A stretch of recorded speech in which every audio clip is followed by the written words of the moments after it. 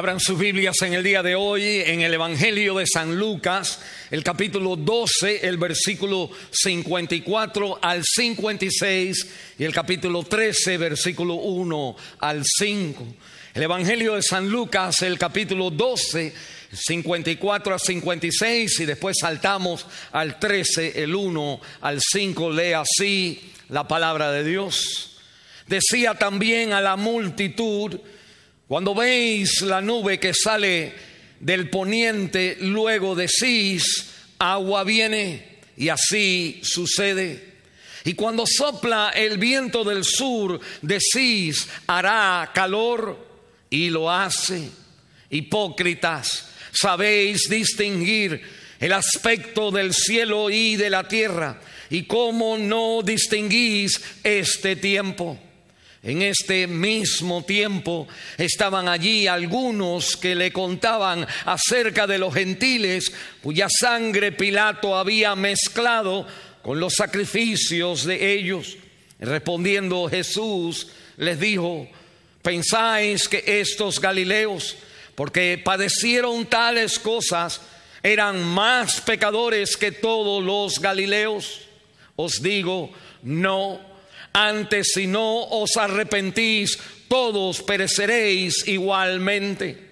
O aquellos 18 sobre los cuales cayó la torre de Siloé y los mató, y pensáis que eran más culpables que todos los hombres que habitan en Jerusalén. Os digo, no. Antes, si no os arrepentís, todos pereceréis igualmente. Vamos a orar. Padre Santo, miramos ahora a la presencia tuya y invocamos al Espíritu de Dios, Señor, asistiendo a tu santa y divina palabra y permitiendo que de este momento, al salir tu palabra, Señor, llegue al corazón de tu pueblo, fortalezca nuestra vida espiritual. Quítame a mí de aquí y habla tú a nuestros corazones, porque te lo pedimos en el nombre de Jesús de Nazaret. La iglesia dice: amén. Nosotros estamos viviendo por momentos de crisis sociales incomparables. No solo hemos estado ya más de 70 días encerrados bajo la amenaza de una pandemia mortal a nuestra vida, sino que ahora estamos encerrados en nuestras casas por la presión de un incendio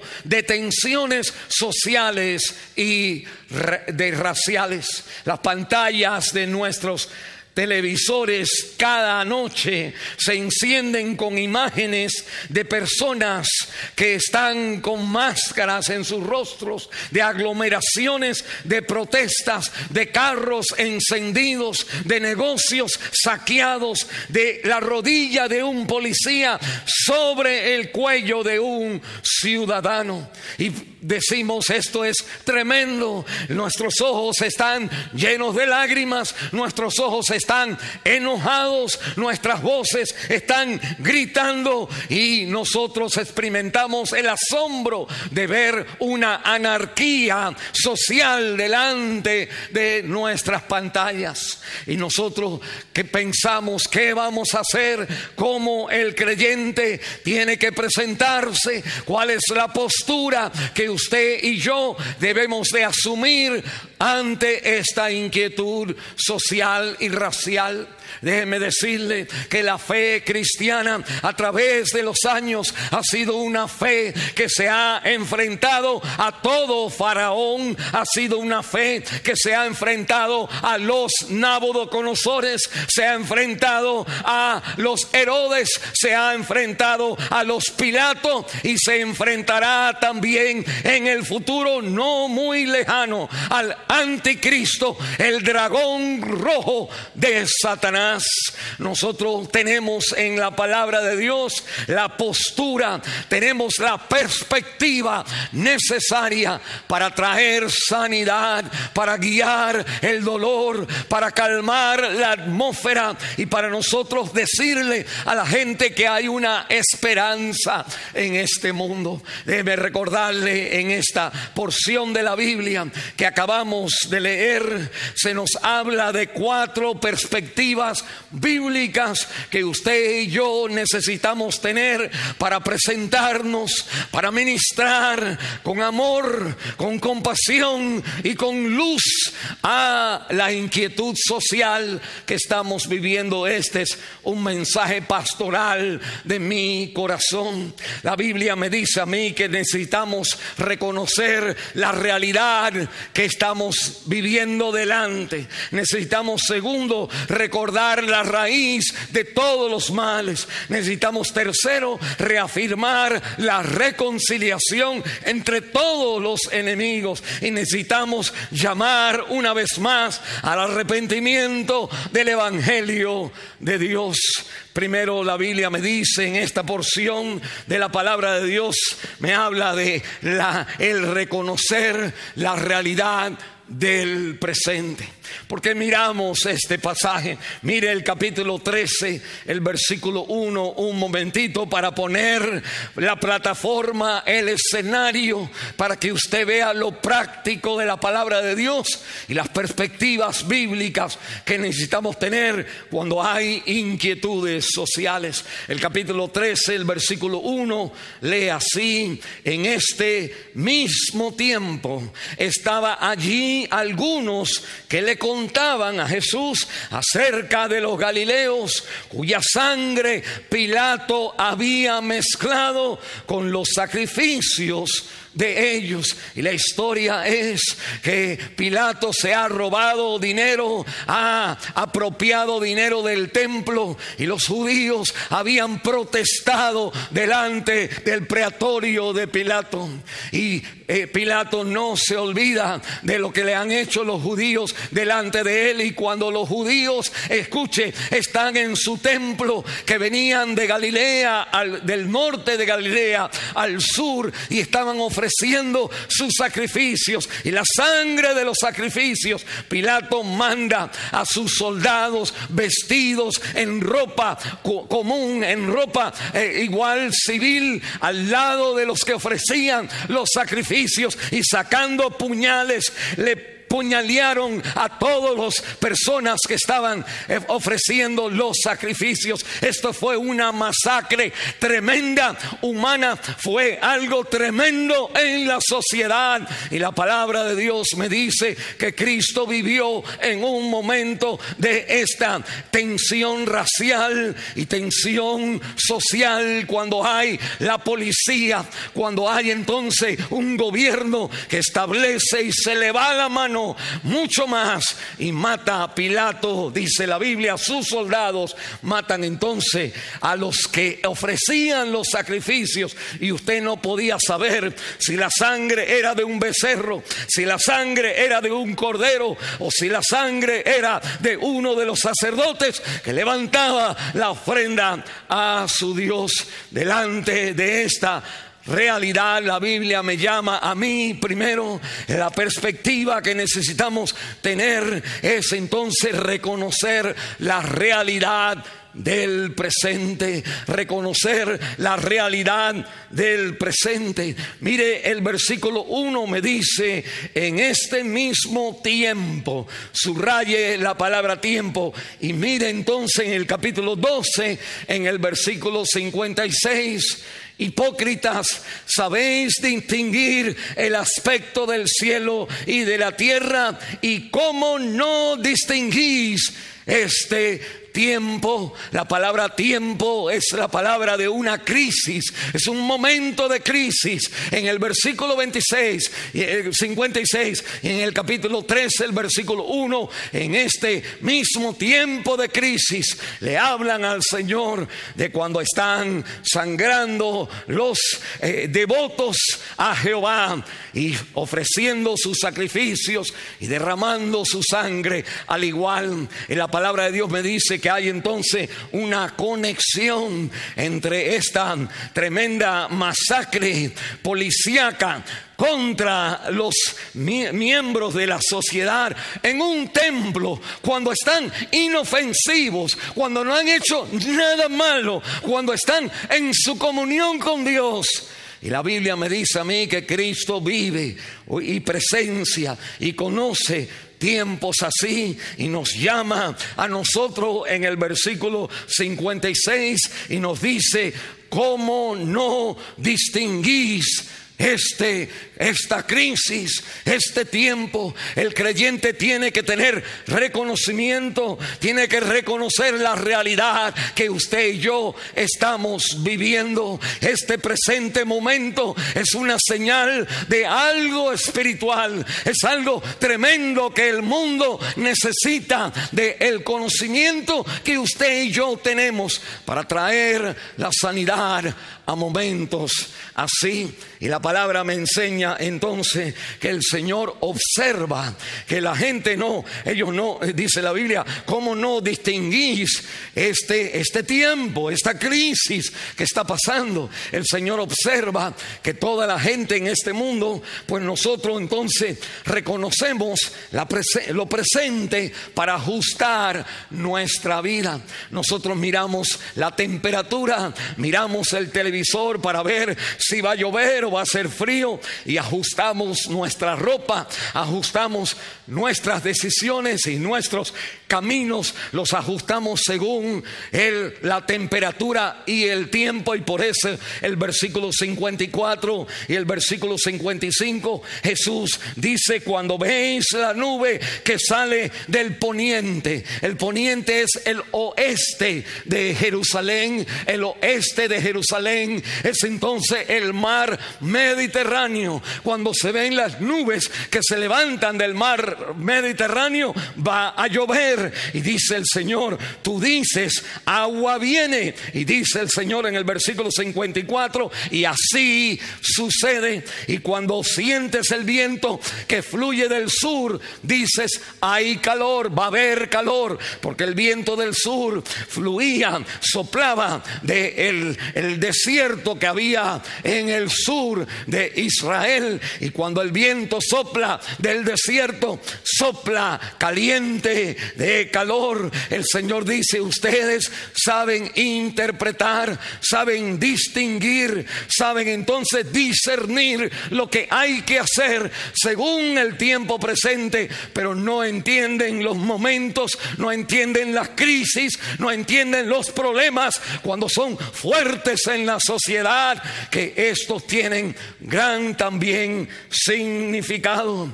Qué tremendo fue cuando vimos nosotros la imagen del policía con su rodilla sobre la espalda y el cuello de ese pobre señor. Y decía el hombre en ese momento: no puedo respirar. Mire un momentito, en el rostro del policía había como, no se daba cuenta, había como un despiste de lo presente que estaba sucediendo. Cristo nos está llamando a usted y a mí en estos tiempos, en nuestra sociedad, de no mirar para otro lado, de no ser como el avestruz y poner nuestra cabeza en un hoyo, de decir: esto no es mi problema, esto no me incumbe a mí. La palabra de Dios me llama a no ser como el policía, a no ser como una persona que no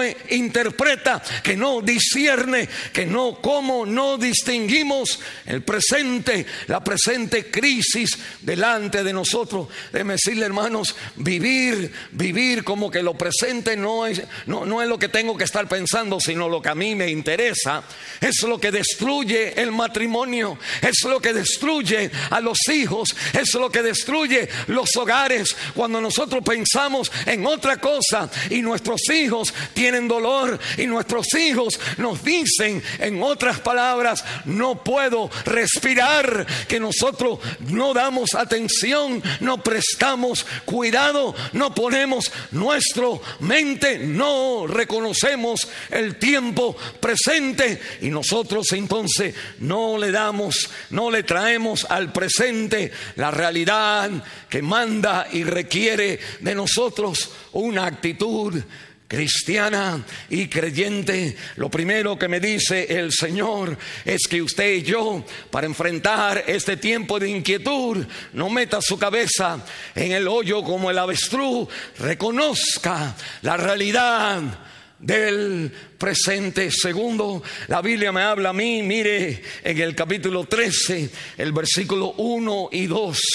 Alguien le ha dicho al Señor en el versículo 1, en el tiempo que estaba él, que viene algunos que le contaban, versículo 1, que le contaban acerca de los galileos, cuya sangre Pilato había mezclado con los sacrificios. El Señor entonces responde a este grupo de personas que le daban esa noticia, la cual él ya sabía, y sabía más de las tragedias y los quebrantos que ocurrían en todo el pueblo, porque dice en el versículo 4, y aquellos a los cuales cayó sobre ellos en la torre en Siloé y los mató. En otras palabras, ellos le traían la noticia de la masacre que había habido en el templo por Pilato, pero el Señor conocía la masacre y conocía también el accidente de los muchachos, 18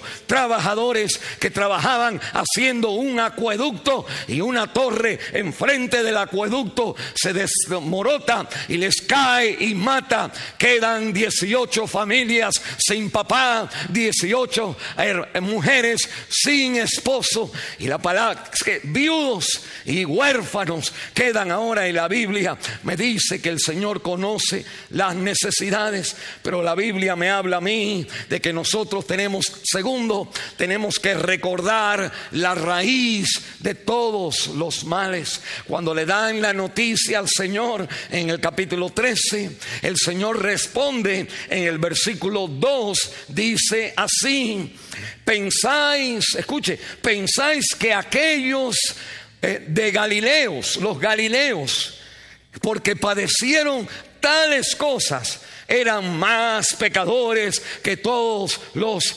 galileos. El Señor les dice: no, pero mire un momentito, ¿qué está pasando aquí? Los judíos están hablando con el Señor en Jerusalén y le dicen al Señor en Jerusalén que los galileos, judíos también, habían venido del norte de Galilea y habían venido a Jerusalén, donde estaba el templo, y ofreciendo los sacrificios, pues Pilato los masacra. Pero la Biblia me dice a mí que el pensamiento de estas personas era que la gente del norte, los galileos, probablemente se merecen lo que le ha pasado. Y el Señor entonces nos recuerda a nosotros esta segunda perspectiva de recordar la raíz de todos los males.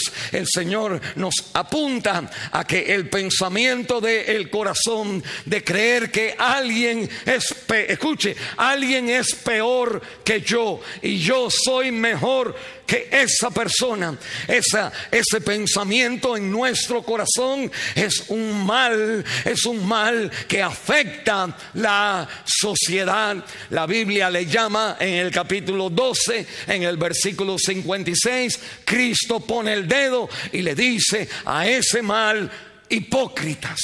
La hipocresía en el tiempo del Señor Jesús era una palabra que mencionaba y explicaba a un actor. Un actor era una persona que desarrollaba un rol, hacía un papel, pero en su vida real es otra persona.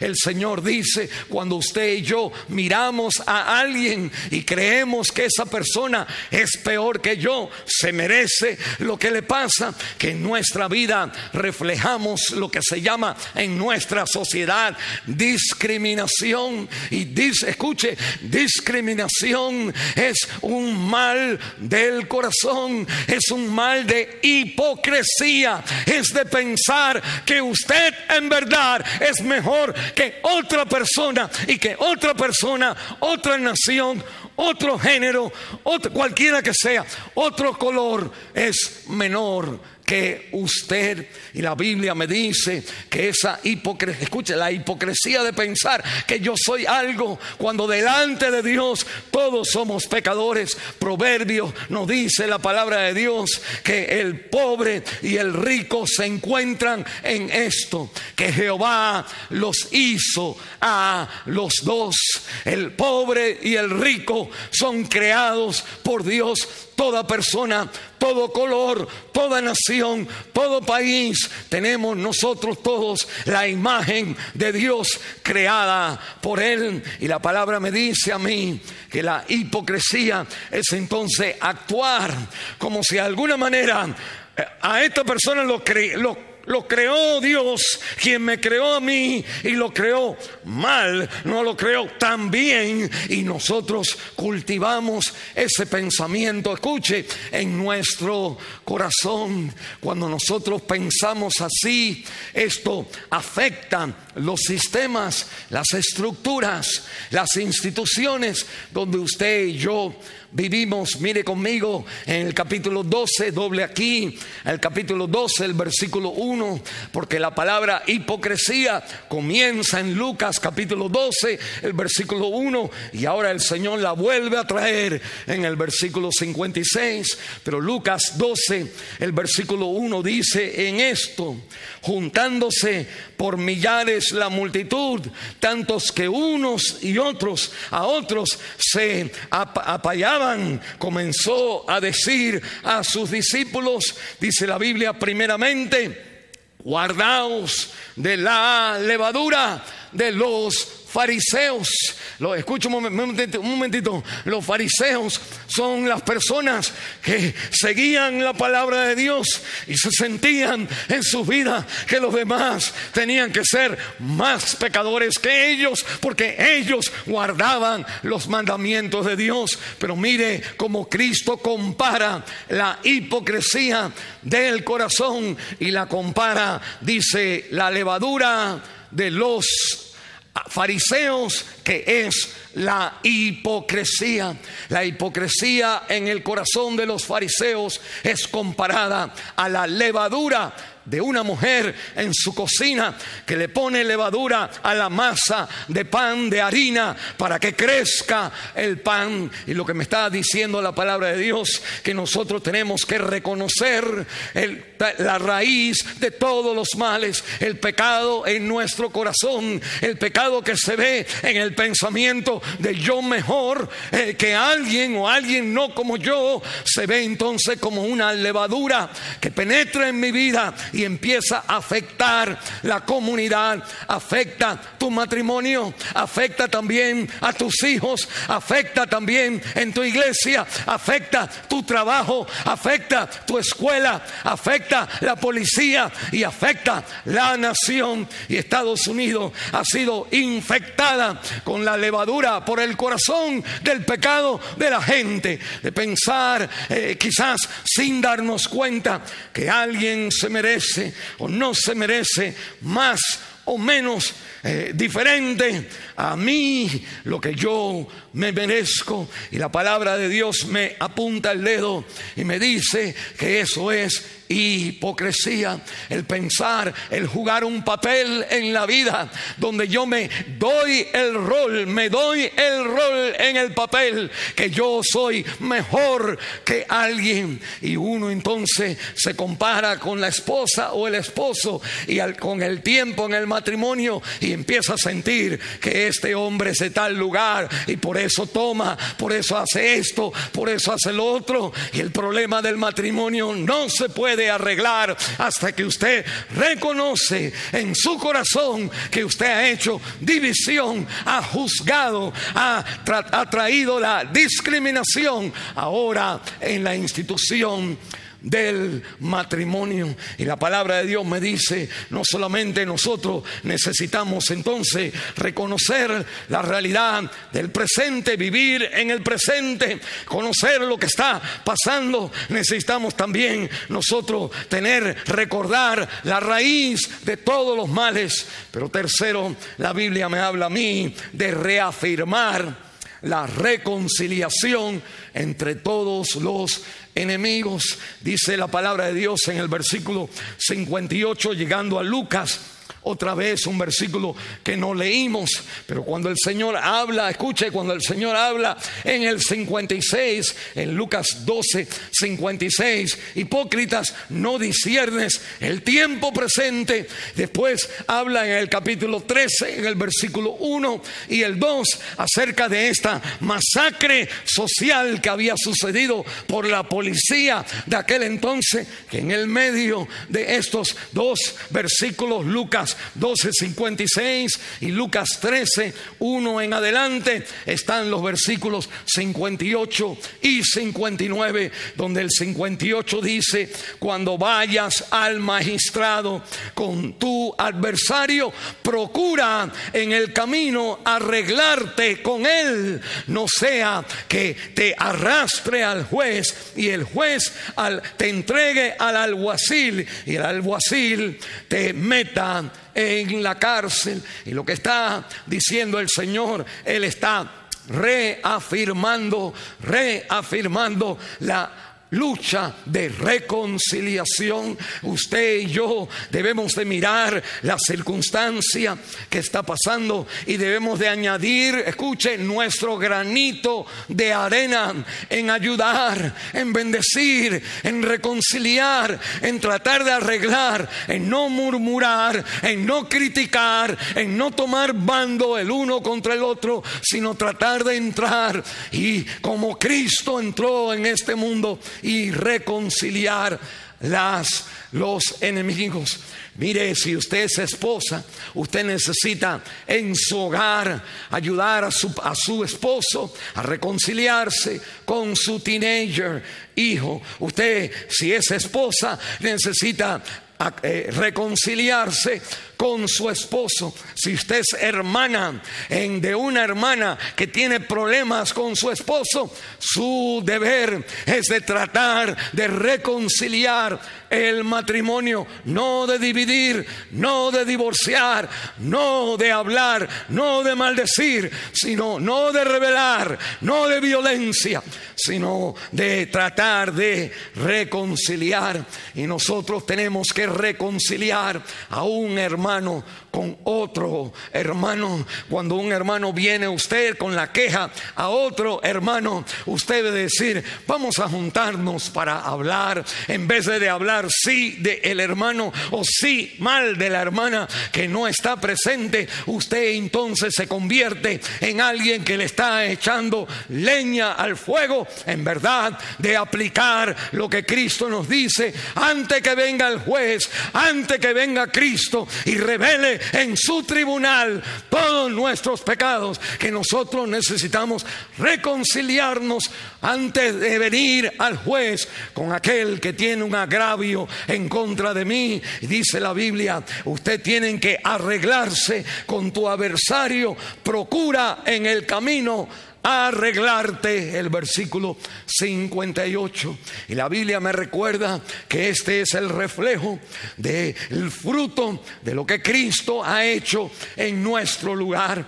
Dice 2 de Corintios, el capítulo 5, el versículo 18 y 19, estas palabras. Dice la Biblia: y todo esto proviene de Dios, quien nos reconcilió. Escuche, Dios nos reconcilió consigo mismo por Cristo y nos dio el ministerio de reconciliación. El creyente tiene solamente un ministerio, no de condenar, no de atacar, no de criticar, no de chismear, no de tomar un bando en contra de otro, sino de el ministerio de reconciliación. Dice el versículo 19: ¿cómo es la reconciliación? Que Dios estaba en Cristo Cristo, reconciliando consigo al mundo, no tomándoles en cuenta a los hombres sus pecados, y nos encargó a nosotros la palabra de reconciliación. La única palabra que debe de escucharse de nuestros labios cuando dos bandas pelean es tratar de unir, es tratar de reconciliar, es tratar de hablar paz a la circunstancia, añadir nuestro granito de arena en esta lucha social y buscar la reconciliación. La reconciliación cuesta, porque la Biblia me dice en 2 Corintios, el capítulo 5, el versículo 19 que acabamos de leer, que el Señor nos reconcilió. Dice, no tomándoles en cuenta a los hombres sus pecados. En otras palabras, usted y yo hemos desobedecido, hemos deshonrado, nos hemos rebelado contra Dios, hemos quebrado sus mandamientos, y la palabra de Dios me dice que Dios pone a un lado, Él no toma en cuenta los agravios que le hemos hecho a Él. Para usted reconciliarse en el matrimonio, para usted reconciliar a los hermanos, para usted, nosotros ayudar a la situación social, necesitamos no de tomar banda, sino de nosotros absorber el dolor, absorber los costos, absorber las pérdidas en nuestros negocios y tratar de perdonar y reconciliar, no tomando en cuenta sus pecados. Y la palabra de Dios me dice a mí que ya no debe de haber más sangre derramada, porque la sangre de Cristo, dice el libro de Colosenses, el capítulo 1, el versículo 20, que Cristo hizo la paz mediante la sangre de su cruz. La sangre de Cristo es suficiente para que no haya más sangre, no haya más pago, no haya más costo en la otra persona a que estoy tratando de reconciliar y me ha ofendido a mí, y no le cobro, no le culpo por su sangre o le pido sangre de la vida, sino que yo acepto la sangre de Cristo como también lo que reconcilia y lo que pagó por su falta a mi vida. Hay una cuarta perspectiva que necesitamos tener: no solamente reconocer la realidad, no solamente de recordar la raíz de todos los males, no solamente de reafirmar la reconciliación, el ministerio de reconciliación, sino también llamar al arrepentimiento del Evangelio de Cristo. Mire, hermanos, toda injusticia en este mundo, toda inquietud social, todo problema de rebeldía, de anarquía en la sociedad es un retrato de lo que usted y yo le hemos hecho a Dios.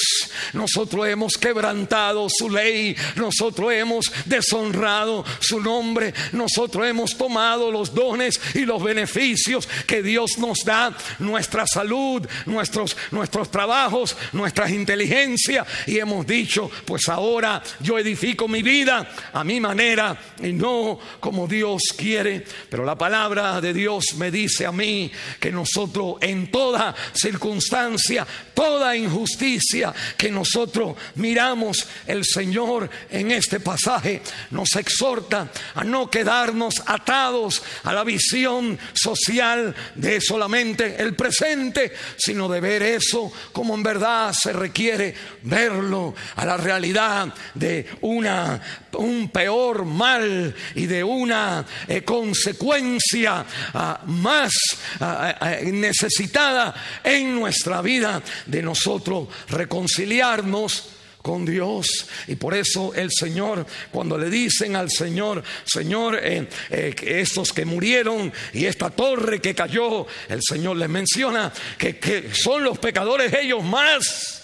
Y la palabra de Dios me dice 2 veces, el Señor les dice en el versículo 3 y el versículo 5, dice, os digo no, antes, dice la Biblia, si no os arrepentís, todos pereceréis Igualmente hay un problema mayor en la sociedad, hay un problema mayor en nuestra vida. El problema que usted y yo hemos entonces vivido en este mundo, actuando anarquía, como una sin ley en nuestra vida, y hemos entonces ofendido a Dios. El Señor nos está llamando, nos está exhortando a que nosotros vengamos en arrepentimiento a Él. La Biblia me dice en los versículos que leímos en 2 de Corintios, el capítulo 5, leímos el 18 y el 19, pero el 20 y el 21 dicen así: así que somos embajadores en el nombre de Cristo, como si Dios rogase por medio de nosotros. Os rogamos en el nombre de Cristo, reconciliaos con Dios.